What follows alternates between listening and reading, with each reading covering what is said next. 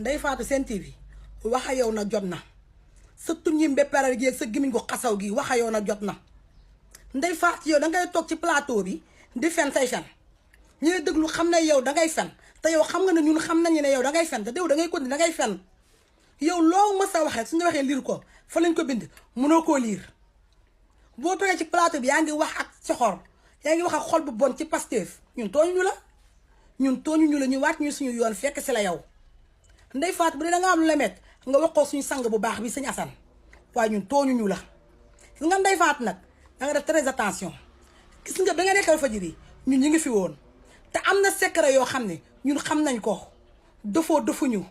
del waxee xam-xam su mënta wax xam-xam nga tëj sa làmmiñ bi